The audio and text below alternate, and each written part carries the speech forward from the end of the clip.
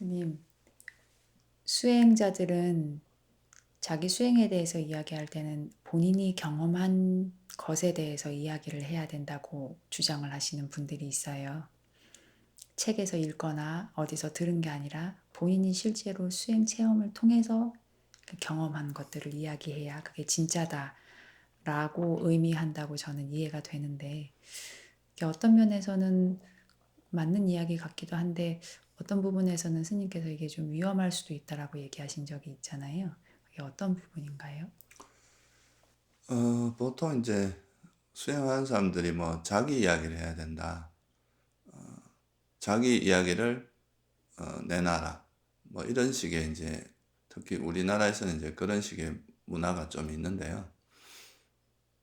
그 말이 이제 틀린 말은 아니에요. 이제 수행하는 사람들이 책에 있는 걸 그냥 앵무새처럼 이야기하는 게 아니라 자기 수행 경험을 바탕으로 해서 자기가 이제 경험하고 체득한 거에 대해서 이야기하고 그냥 단순히 이제 그 글로서 본 거, 책으로 읽은 거 이런 것들에 대해서는 그걸 가지고 자기가 이제 마치 자기가 한 것처럼 어 이렇게 꾸며서 이야기하고 이런 거는 이제 해서는 안 된다 하는 그런 측면에서는 그게 맞는 이야기입니다. 우리가 이제 수행하는 사람들이 자기가 이제 수행하면서 경험한 걸 토대로 해서 그 어떤 이야기를 했을 때 좀 더 생생하고 사람들에게 좀 더 감동도 가고 그런데 그냥 뭐 자기가 어떻게 되는지도 모르고 글로만 읽은 것들은 그게 진짜 글에서 말하는 게 그 속에 숨어 있는 의미를 알기가 좀 어려운 경우가 많거든요. 그러니까 형식적으로 이제 이야기는 하지만 그것이 그 속에 이제 담겨져 있는 뜻 같은 거 이런 거는 잘 이해하기가 이제 경험하지 않으면 알 수 없는 것들이 있거든요.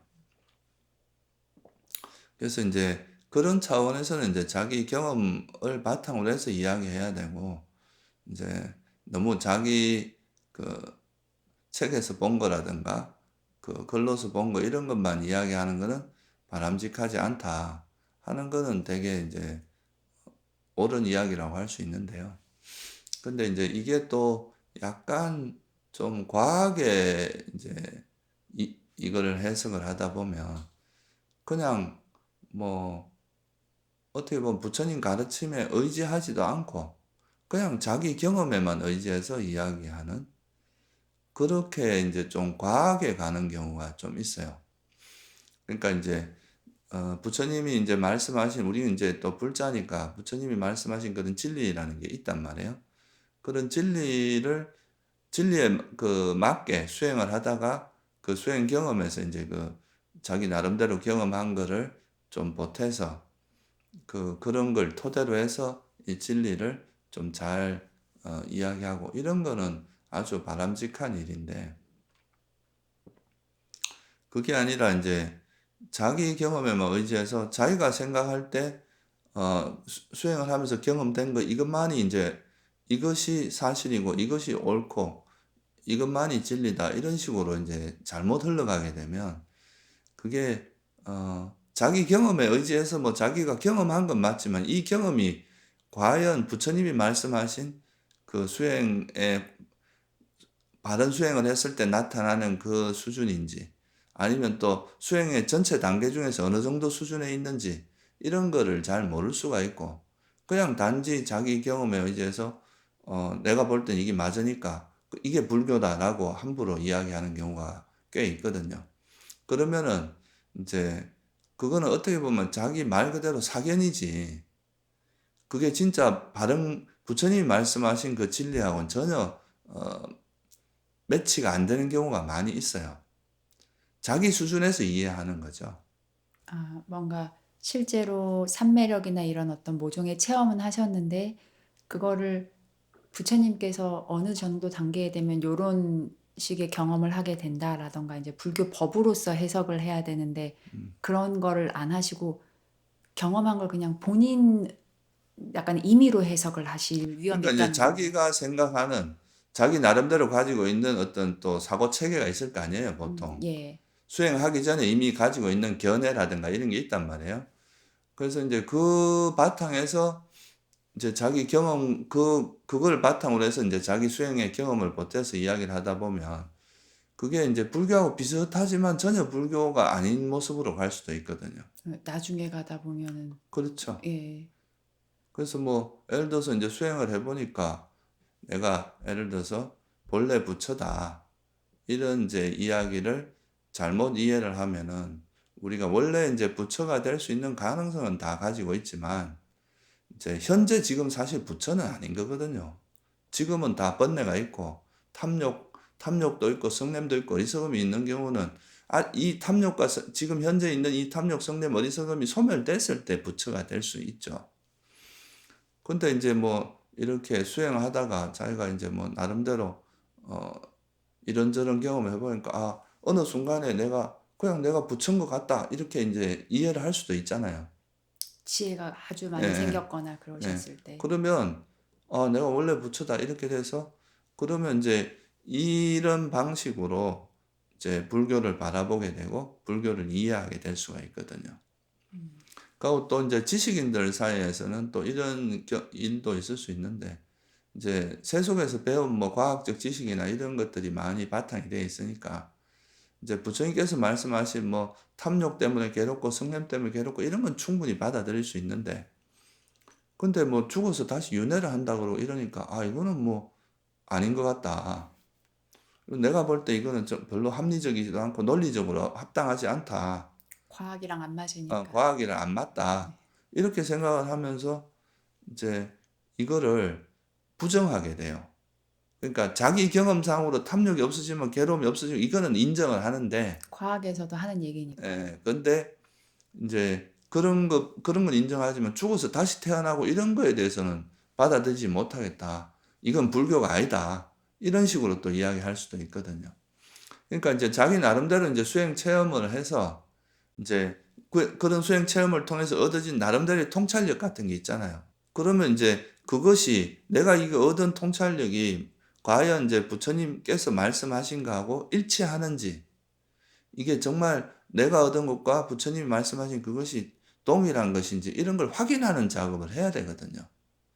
근데 이런 사람들이 대체로 보면은 그런 거 확인을 하지 않고 자기가 생각할 때 자기 경험에 부합되는 거는 받아들이고 부합되지 않는 건 이거는 원래 불교가 아니고 뭐가 딴 데서 들어온 거니 이런 식의 인제 이야기를 하면서 부정하는 거예요. 그러니까 이런 식으로 가다 보면 그거는 이제 수행이 분명히 뭐 수행을 통해서 어떤 체험은 하게 되지만 그 체험이 오히려 사견에 물들게 하고 바른 불교를 이해하지 못하게 하는 그런 어 오히려 인제 역작용을 할 수도 있다. 그게 사실 상당히 위험하거든요. 실제로 인제 우리가 그 법망경이라고 하는 이제 디가니까에 보면 법망경이라고 하는 경전이 있는데 거기 나오는 이제 62 가지 사견이 있어요. 부처님께서 말씀하신.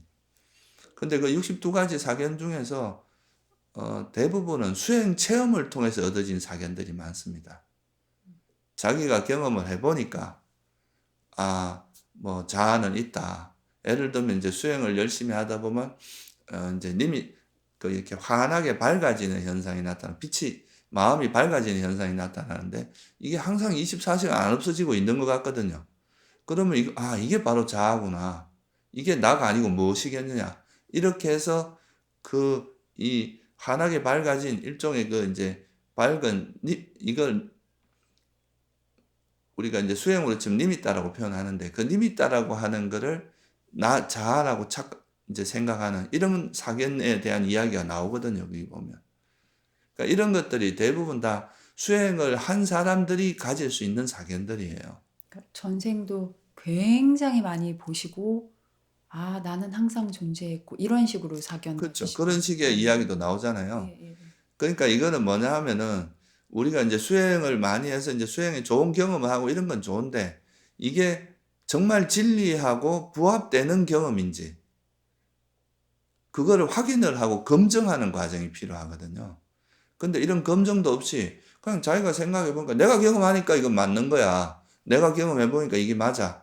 그러다가 또 더 위험한 거는 이런 사람들이 의견이 그래도 좀 그럴듯하면 또 많은 대중이 따르게 되거든요. 또 내가 그 하는 말에 대해서 동조하는 사람들이 많아지잖아요. 그러면 또 스스로 더 착각을 해요. 대중들에게 검증을 받았다. 뭐 이런 식으로. 이건 사실 세속적으로 검증을 받은 거거든요. 정말 이렇게 수행을 깊이 한 지혜로운 사람한테 검증을 받은 게 아니에요.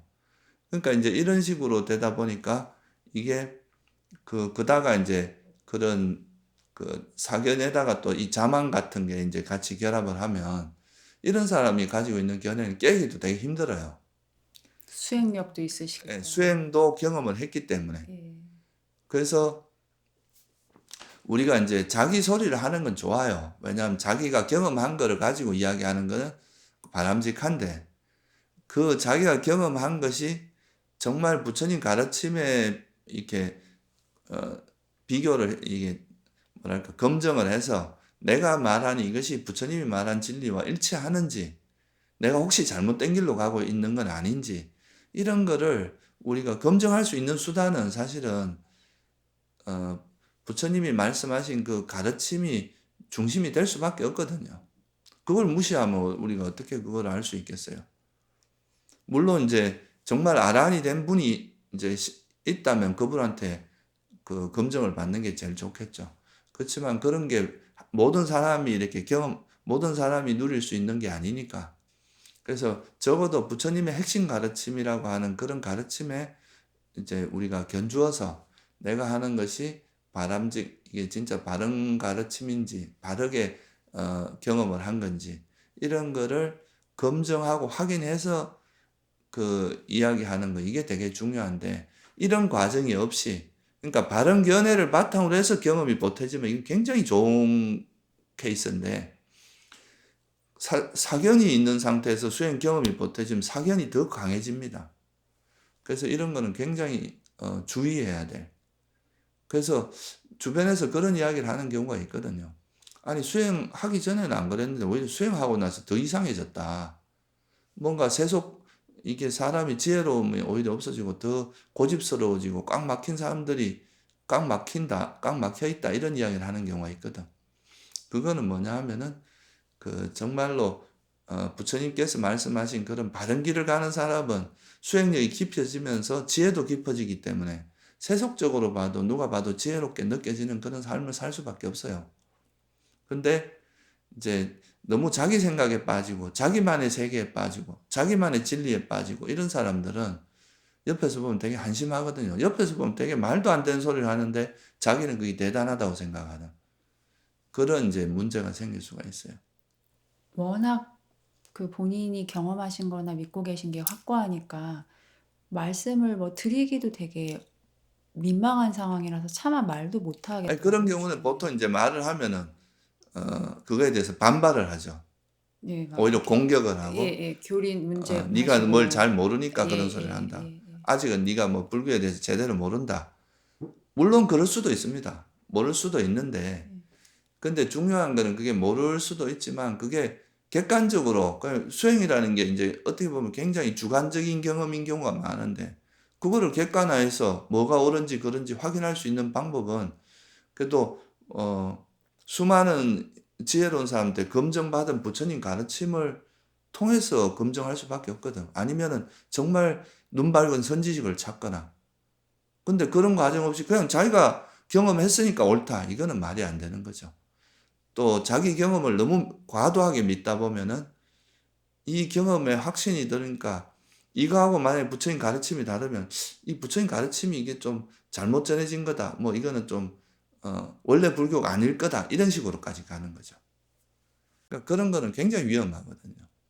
오히려 이 수행을 하면서 좀 더 안 좋은 쪽으로 가기가 쉽다. 그래서 부처님께서 팔정도에서 제일 먼저 바른 견해를 내세운 이유는 바른 견해가 결국 이제 이 방향성으로 수행을 해야 된다. 그거잖아요. 우리가 가야 될 방향이 여기다. 그래서 그 바른 견해가 이제 사성제에 대한 지혜인데, 그러니까 괴로움과 괴로움의 소멸에 대해서 명확히 알려준 그 가르침에 의지해서 그 자기 경험을 여기에 빗대어서 이제 이렇게 설명을 하고 이해를 하고 그 견해를 정립을 해야 바르게 갈 수 있는 거죠.